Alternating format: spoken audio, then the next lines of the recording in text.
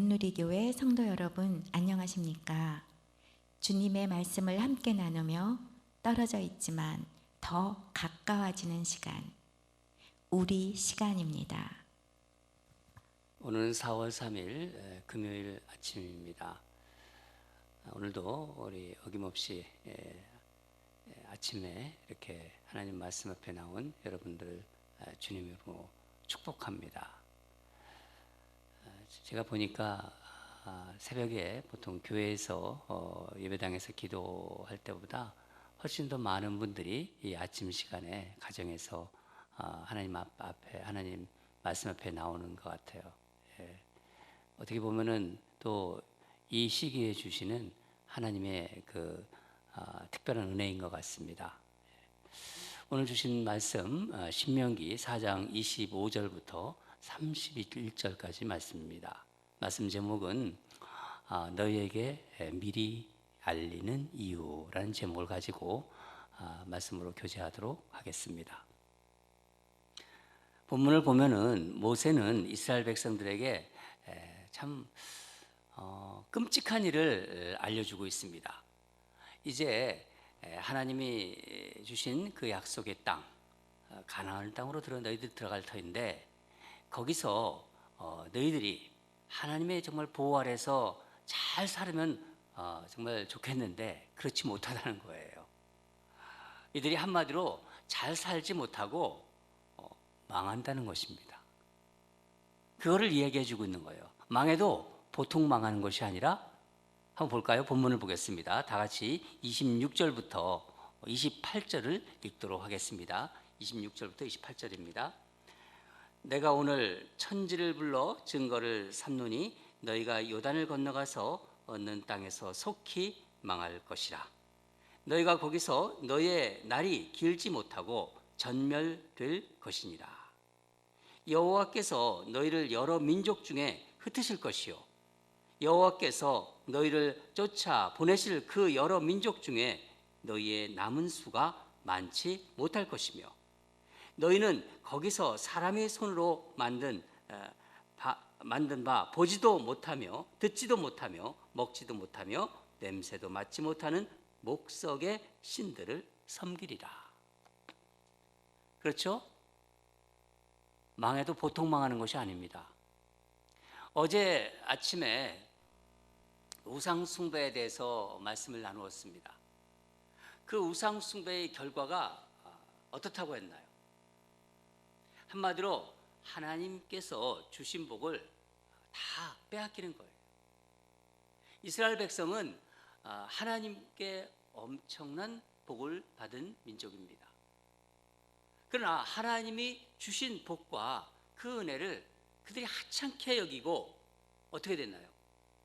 그들이 만든 우상 숭배에 쫓아간 것입니다. 많은 선지자들이 경고를 했어요. 그것도 그들은 무시했어요. 여러분, 하나님께서 주신 복을 복으로 여기지 않고 은혜를 은혜인지 모를 때 어떻게 되나요? 우리는 자신도 모르게 우상을 찾게 된다는 것을 아셔야 합니다. 그러나 하나님의 은혜를 알면 알수록, 깊이 하면 알수록 절대로 탐욕, 욕심의 어떤 그런 게 빠지지 않습니다. 한번 생각해 보세요. 이스라엘 백성들에게 이 말을 하는 모세의 마음이 어떻겠습니까? 그들과 함께 40여 년을 같이 지냈어요. 말이 40년이지 보통 세월인가요? 그동안 얼마나 많은 일이 있었습니까? 우리는 성경을 통해서 우리도 잘 알 수 있습니다. 하나님만큼은 아니지만은 모세가 이스라엘을 얼마나 사랑하는지, 그 백성들을 얼마나 사랑했는지 우리 잘 알고 있습니다. 모세에게 이스라엘 백성은 자기 자신이 낳은 마치 심장으로 낳은 자식이나 마찬가지입니다. 우리가 자식들을 보면서 자식이 자라도 어릴 때나 큰 자식이나 아이고 내 자식 하는 그런 마음이 있지 않습니까? 모세에게 바로 그런 마음이었습니다. 이 이스라엘 백성들에게 이스라엘 백성들을 볼 때 그런 이스라엘 백성들에게 이런 가혹한 말을 하는 모세의 마음은 정말 찢어지는 아픔이었을 거예요. 그럼에도 불구하고 모세는 이 말을 해야만 했던 것입니다. 왜일까요? 어차피 겪을 일인데 왜 이 저주스러운 말을 하필 이들을 떠나야 하는 이 시간에 말해야 했을까요? 그 이유를 우리는 본문 29절에서 발견할 수 있습니다. 다 같이 29절을 읽겠습니다. 그러나 내가 거기서 내 하나님 여호와를 찾게 되리니 만일 마음을 다하고 뜻을 다하여 그를 찾으면 만나리라. 아멘. 여러분, 하나님께서 죄를 짓는 백성에게 심판을 내리시려는 그 마음은 하나님을 기억하고 하나님께 돌아오려고 하는 것입니다. 하나님이 주시는 정말 복에만 관심을 가지고 그것에만 눈독을 들이고 자기 욕심대로, 자기 기분대로, 자기 마음대로, 자기 생각대로 그렇게 살아가는 상태에서는 어떤 사람도 하나님을 제대로 만날 수는 없어요. 하나님과의 관계가 형성되지 않는다는 것입니다. 입술로는 하나님을 찾지요. 그렇게 찾지만은 하나님의 도움을 간절히 정말 진심으로 의뢰하지는 않습니다. 그러다가 하나님께서 지금까지 베푸신 복을 거두어 가실 때, 다 거두어 가실 때, 그때 비로소 이 모든 것이 하나님께로부터 왔구나, 그것을 인정하게 되지요. 그런데 하나님은 그렇게 돌아오는 백성들을 기꺼이 받아주십니다. 그 우리 하나님이십니다. 하나님은 자비로우시기 때문에 회개하고 돌아오는 백성들을 받아주십니다. 예수님께서 말씀해 주셨잖아요. 우리에게 탕자의 비유를 말씀해 주시는 이유가 바로 그것입니다. 하늘 아버지의 그 마음을, 그 자비하심을 탕자의 비유를 통해서 예수님 말씀해 주셨습니다. 모세가 정말 가슴을 찢으며 사랑하는 그 후손들에게 유언처럼 너희는 망할 것이다. 너희는 전멸될 것이다. 너희는 다 흩어질 것이다. 거기서 목석과 같은 우상을 섬길 것이다. 이렇게 말할 수밖에 없었던 것은 그 비극을 미리 알려주면서 이스라엘 백성이 범죄해서 환난 중에 있을 때조차도 소망은 오직 여호와 하나님께 있다는 것을 알려주려고 하는 것입니다. 너희가 그때도 회개해서 다시 하나님 앞으로 돌아오면 너희들은 산다. 그 자리에서 회개하면 하나님은 너희를 다시 받아주실 것이다. 그들을 살리기 위한 간절한 마음 때문이었습니다. 사랑하는 여러분, 오늘 말씀을 묵상하면서 정말 이 세상을 한번 바라보세요. 이 시대의 교회를 향한, 이 세상을 향한 우리 성령님의 목소리가, 음성이 들리지 않으시나요? 느껴지지 않으시나요? 우리는 이 정말 21세기에 어떤 일이, 과연 어떻게 이런 일이 일어날 수 있을까? 이 코로나 바이러스 사태를 겪으면서 세상이 점점 더 위험해질 거라는 생각을 합니다. 앞으로 바이러스건 아니면 이상기후든 천재지변이든 어떤 테크놀로지의 어떤 사고든 어떤 테크놀로지가 이르는 기술이죠. 기술이는 혼란이든 예측하지 못한 일들이 정말 상상할 수 없는 범위로 일어날 것입니다.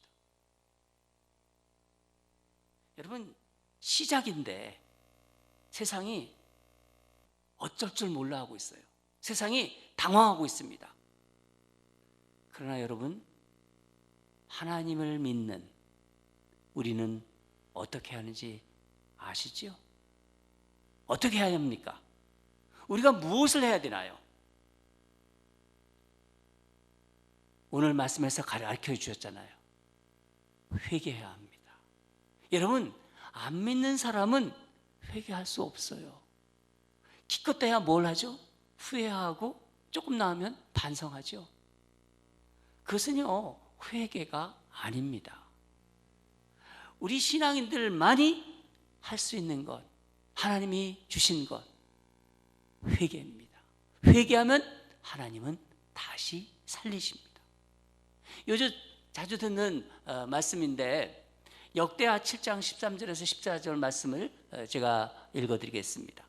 혹 내가 하늘을 닫고 비를 내리지 아니하거나, 혹 메뚜기들에게 토산을 먹게 하거나, 혹 전염병이 내 백성 가운데 유행하게 할 때, 내 이름으로 일컫는 내 백성이 그들의 악한 길에서 떠나 스스로 낮추고 기도하여 내 얼굴을 찾으면 내가 하늘에서 듣고 그들의 죄를 사하고 그들의 땅을 고칠지라. 아멘. 사실 이 말씀은요, 솔로몬이 하나님의 성전을 짓죠. 그 성전과 자기 왕궁을 완공하고 그때 평안이 밀려올 때 하나님께서 솔로몬에게 밤에 나타났습니다. 그래서 솔로몬을 축복하며 주신 말씀입니다. 내가 지은 성전에서 내 기도를 들으시겠다는 것입니다. 그런데 여러분, 신약시대는, 지금 이 시대는 성전이 어디인가요? 물론 교회의 예배당도 성전이겠지만 더 가까이 있는 성전, 바로 우리가 성전 아닙니까?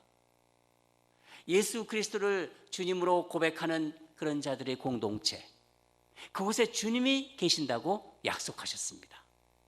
우리 혼자 있을 때도 기도해야겠지만 모여 있을 때도 기도해야 하는 거예요.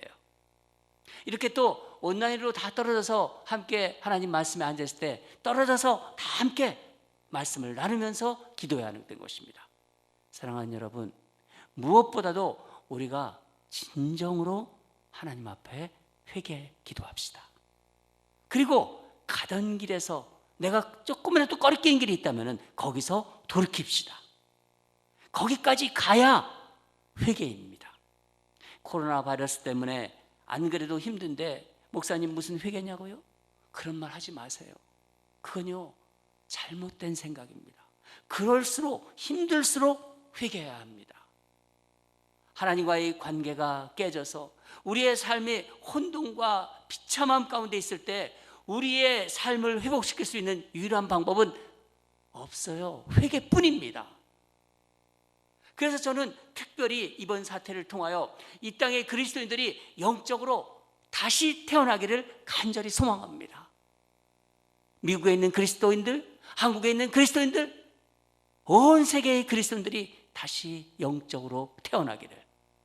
우리 기독교인이 다시 태어나면 어떻게 됩니까? 세상이 사는 것입니다.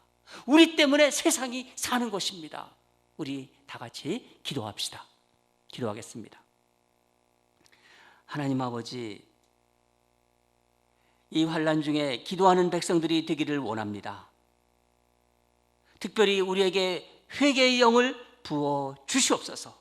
우리 스스로 회개하지 못합니다. 회개의 영을 부어 주시옵소서. 온 세계의 그리스도인들이 가던 길에서 돌이켜 주님 앞으로 진정 돌아오게 하여 주시옵소서. 껍질같이 믿는 그런 종교 생활을 이제 걷어치우고 진정한 그리스도의 제자로 거듭나게 하여 주시옵소서.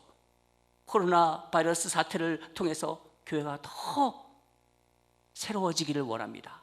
더 겸손해지게 하기를 원합니다. 더 순결해지게 하여 주시옵소서. 더 예배를 간절히 사모하고 간절히 예배하게 하시고 교회의 주인인 예수 그리스도만 의지하게 하여 주시옵소서. 예수님 이름으로 기도드립니다. 오늘 우리 함께하는 기도 제목 나누겠습니다. 한 세 가지 나누겠습니다. 첫 번째는 하나님, 우리 마음에 평안과 담대함을 허락해 주달라고. 이 어려운 지금 시기에 우리 평안함을 하나님이 허락해 달라고, 그리고 담대하게 해달라고. 가족들과 함께 있는 시간이 점점 많아짐에 따라서 더 사랑하고 더 소중한 관계, 아름다운 관계가 되게 해 주시옵소서. 이게 첫 번째 기도 제목입니다. 두 번째는 코로나 바이러스에도 불구하고 생업에 종사하는 우리 교우들이 있습니다.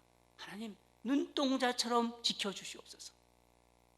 지병이 있거나 또 연세드린 성도들의 건강을 주님의 오른손으로 붙잡아 달라고 이 두 번째 기도 제목입니다.